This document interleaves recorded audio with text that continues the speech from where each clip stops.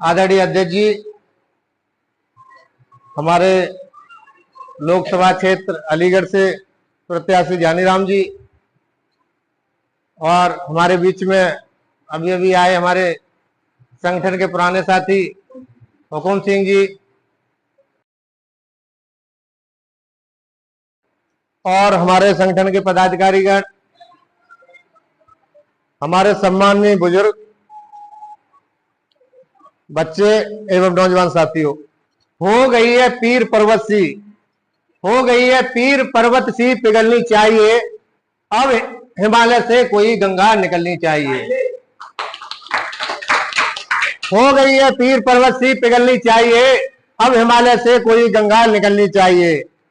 मेरे सीने में न सही तो तेरे सीने में सही, मेरे सीने में न सही तो तेरे सीने में सही, हो कहीं भी आग लेकिन आग जलनी चाहिए, हो कहीं भी आग लेकिन आग जलनी चाहिए।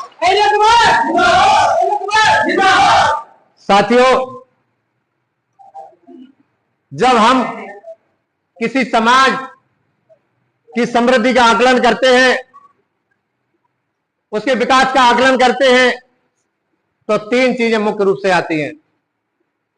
एक है समाज के अंदर शिक्षा का स्तर, चाहे वो नौजवान युवकों का हो या नौजवान लड़कियों का हो, और दूसरा हमारा आता है आर्थिक स्थिति का, और तीसरा जो सबसे महत्वपूर्ण है वो है राजनीति में हिस्सेदारी। ये तीन पैमाने हैं किसी समाज की समृद्धि के आकलन का। हमने अलीगढ़ के अंदर हमारे संगठन ने 2 दिवसीय विचार गोष्ठी में यह तय किया कि हम अपने समाज को, अयोध्या समाज को समाज की मुख्य धारा में लाने के लिए तीनों पहलुओं पर मजबूती से कदम रखेंगे। इसी योजना के तहत साथियों,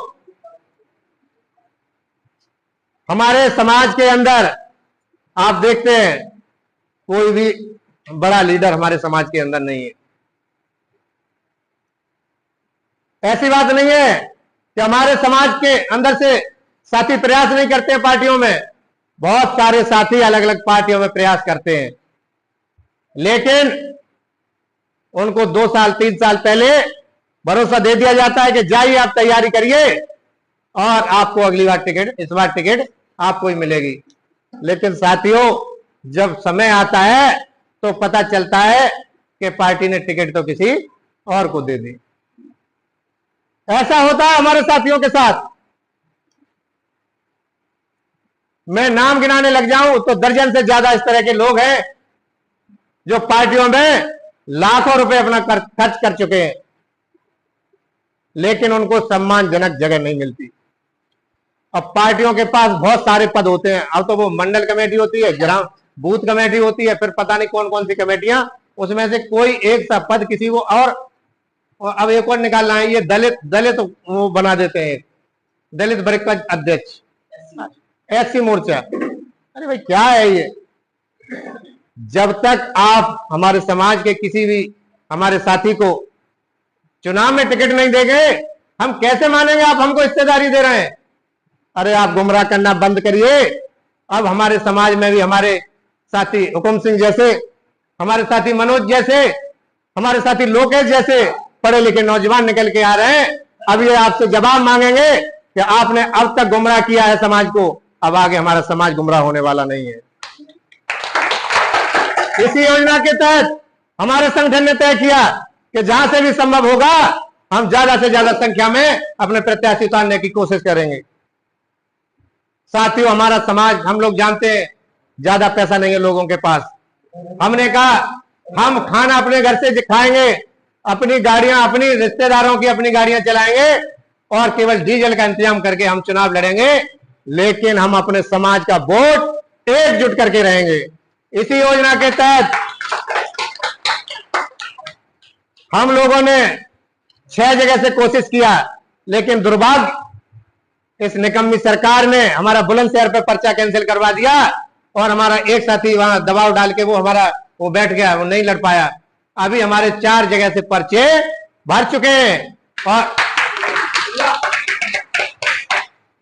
हमें एटा का संशय था, लेकिन लास्ट टाइम में 3 बजने में 10 मिनट पहले बहुत मुश्किल से हमारे माननीय अध्यक्ष जी ने डीएम साहब और निर्वाचन अधिकारी की खिंचाई की, तब जाकर वो काम हुआ और उनको अंदर घुसने दिया।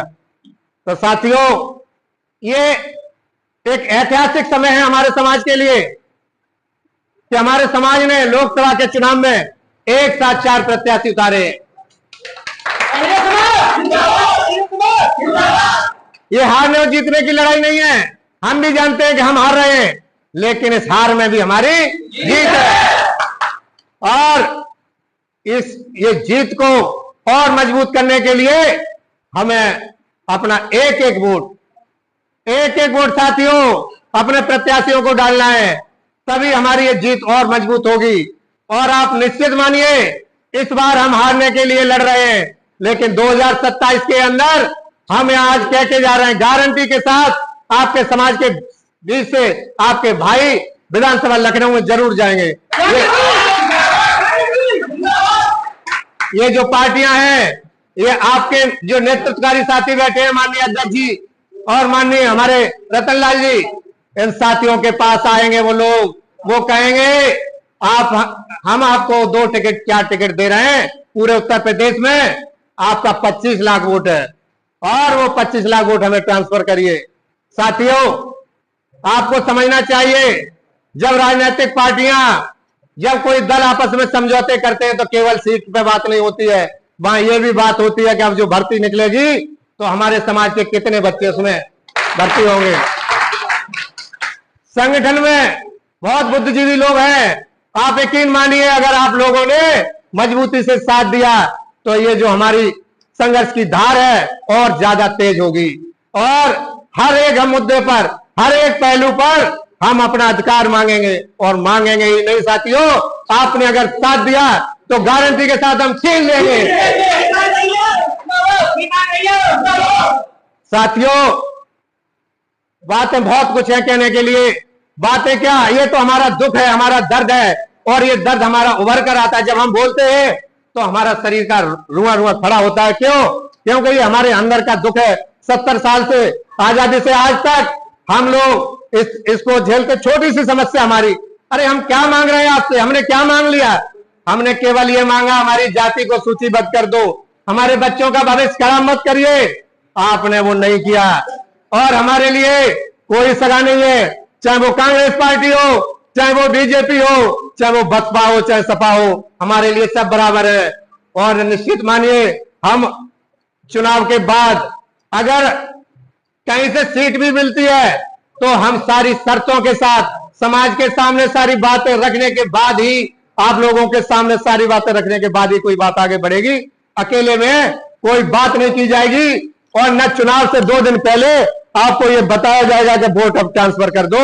इस तरह की घटना आप नहीं देख पाएंगे। और साथियों, दूसरी अहम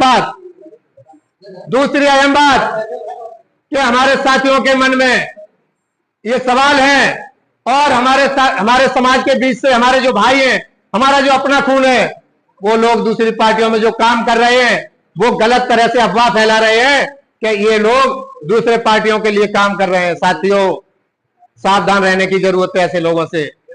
मेरा भाई भी हो सकता है, मेरा भतीजा भी हो सकता है, सावधान रहने की जरूरत है। क्यों? क्योंकि ऐसे लोगों ने आज तक समाज को सही दिशा में नहीं बढ़ने दिया, आज तक समाज को एकजुट नहीं होने दिया, इसलिए ऐसे लोगों से सावधान रहने की जरूरत है। और रहा सवाल प्रत्याशी का, जब यहाँ के लोकल साथियों से, जो हमारे समाज के नेतृत्वकारी साथी रहे हैं आंदोलन के, उनसे कहा कि आप चुनाव लड़िए और निश्चित मानिए जब यहाँ का कोई लोकल आदमी खड़ा होता तो इस बार तो वो हारता, लेकिन विधानसभा में जरूर जाता। लेकिन हमारे अलीगढ़ जिले से इस सरकार की तानाशाही रवैये की वजह से किसी की हिम्मत नहीं हुई पर्चा भरने की। तब माननीय ज्ञानी राम जी ने कहा कि परिणाम जो भी होगा, अगर संगठन का फैसला है तो पर्चा मैं भरूंगा, अपनी कुर्बानी मैं दूंगा। जब इतना क्रांतिकारी साथी, जब इतना बहादुर साथी, जिसने 71 दिन की हड़ताल की, जिसने जेल भरो आंदोलन किया, तो आप यकीन मानिए वो साथी आपका भाई बिकने वाला नहीं है। वो अंत तक खड़ा रहेगा। परिणाम जो भी हो, ये हमारे संगठन की गारंटी है, साथी ज्ञानीराम जी की गारंटी है कि हमारे बीच से कोई भी साथी किसी दूसरी पार्टी के वोट के लिए नहीं कहेगा। और हम आपसे ये कह के जा रहे हैं कि इस मौके पर, इस ऐतिहासिक मौके पर जो हमारे बीच से हमारे 4 प्रत्याशी मैदान में हैं और आपके बीच से आपका भाई, आपका भतीजा कोई दूसरी पार्टी के लिए अपील करता है तो वो निश्चित गद्दारी की श्रेणी में गिना जाएगा। इस बात को आप लोग ध्यान में रख लेना। और साथियों, मैं आप लोगों से पुनः ये अपील करते हुए कि ये जो लड़ाई है, ये लड़ाई हमारे पहचान की है। लोग कहेंगे कि आप जीतने वाले नहीं, आपका तो वोट गड्ढे में जा रहा है, दूसरे जात के भी लोग कह सकते हैं। तो साथियों, ये गड्ढा नहीं है, ये हमारे अस्तित्व की लड़ाई है, ये हमारे मान सम्मान की लड़ाई है, हमारे पहचान की लड़ाई है, बच्चों के भविष्य की लड़ाई है। इस लड़ाई को अपने मान सम्मान की लड़ाई मानते हुए आप लोग ज्ञानीराम जी को उनके चुनाव चिन्ह बाल्टी पर मोहर लगाते हुए अपना एक एक वोट अपनी उपस्थिति दर्ज कराएंगे। धन्यवाद साथी।